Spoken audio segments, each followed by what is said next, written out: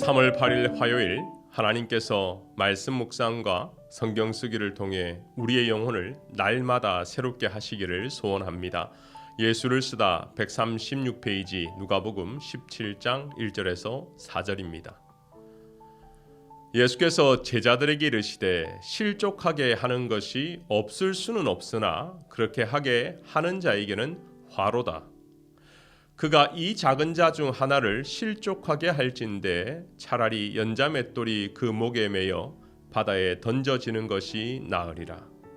너희는 스스로 조심하라. 만일 너희 형제가 죄를 범하거든 경고하고 회개하거든 용서하라.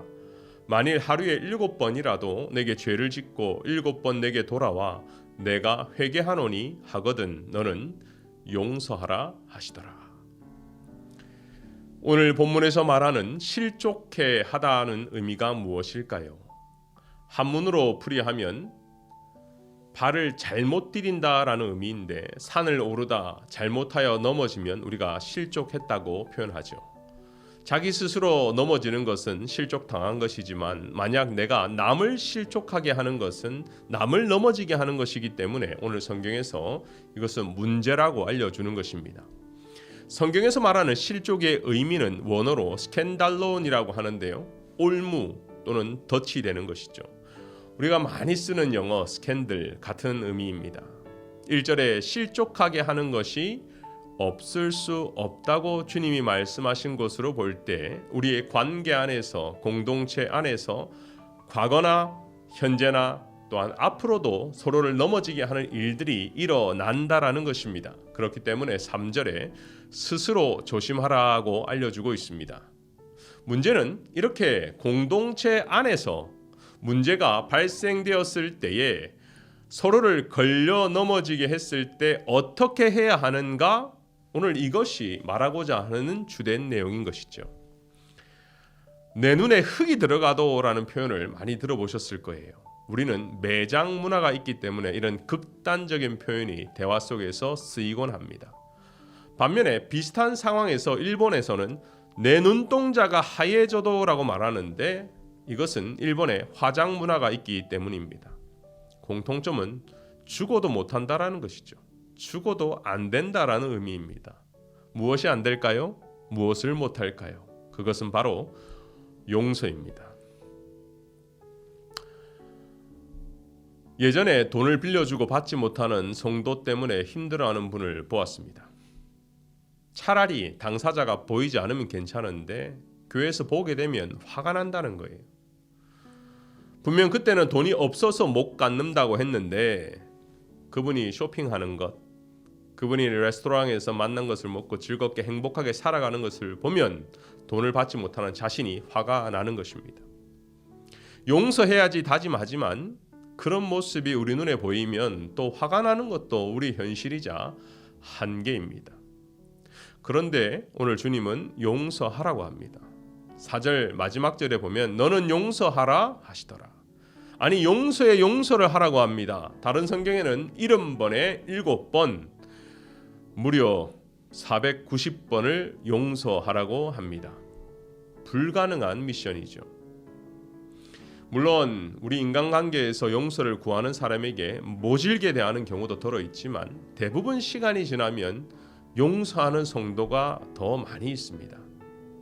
하지만 자기가 한 말이나 자기가 한 행동을 깨닫지도 못하고 용서를 구하지 않는 사람은 어떻게 해야 할까요? 오늘 저는 용서라는 주제를 묵상해 보고자 합니다. 첫 번째 1절을 보면 남을 실족하게 하는 자에게 하나님이 화를 선포하십니다. 화로다. 여러분 무엇이 기억납니까? 이사야 선지자가 하나님의 음성이 들리고 천사가 찾아왔을 때 화로다 나는 망하게 되었도다 라고 고백을 했습니다. 예수님께서 바리새인들에게 화 있을진저 외식하는 자들아 뱀들아 독사의 자식들아 너희가 어떻게 지옥의 판결을 피하겠느냐 라고 주님이 말씀하셨죠. 남을 실족하게 하는 사람, 남의 마음을 아프게 하는 사람, 남을 해롭게 하는 사람에게 하나님이 심판하신다는 것을 무섭게 알려주는 것입니다. 사실 우리 신앙의 선배 중에 다윗은 누구보다 이런 하나님의 계획과 뜻을 잘 알았던 것 같아요. 그래서 시편 중에는 몇 구절에 이게 과연 성경인가 그렇게 생각이 들 정도로 섬뜩한 단어를 보게 됩니다. 우리가 일반적으로 탄식시라고 불리는 시 중에 저주시가 있는데요. 혈기왕성한 다윗은 청소년 때부터 광야에서 도망자 인생을 살았죠. 처음에는 사울 왕의 오해를 받기 시작해서 나중에는 핍박을 받습니다. 피가 거꾸로 솟는 그러한 인생이었어요. 그래서 복수하고 싶었습니다.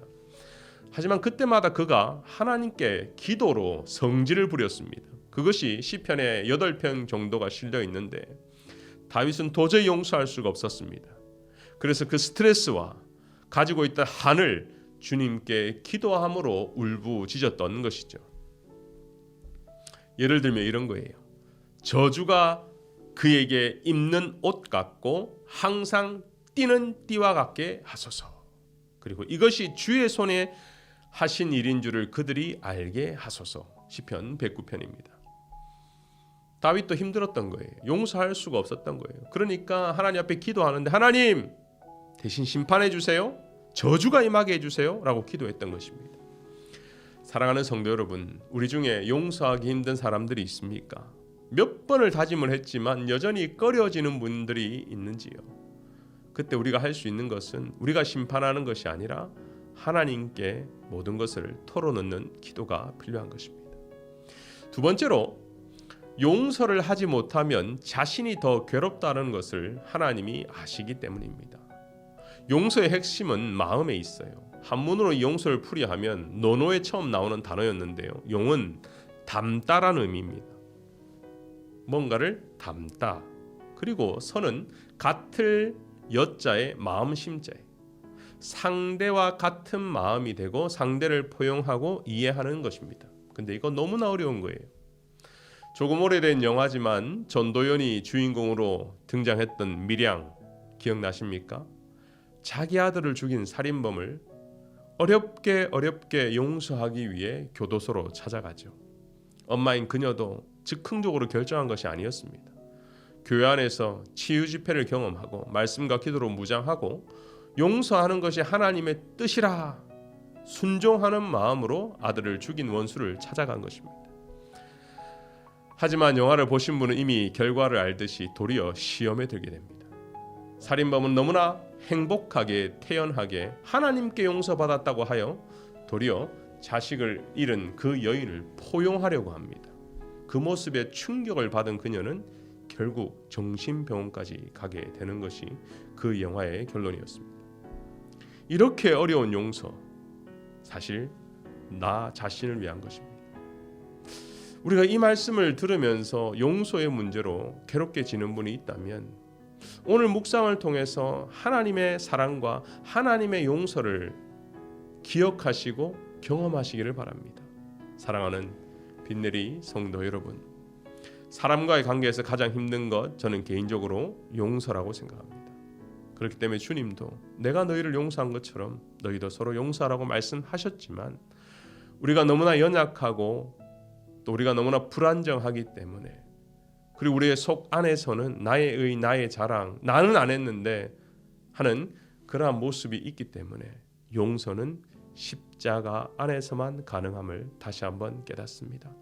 오늘도 우리가 함께 기도하실 때 예수 그리스도의 십자가와 하나님의 아버지의 사랑으로 한 명을 용서하는 그리고 그것을 한번 실천해 보는 하루가 되시기를 바랍니다. 기도하겠습니다.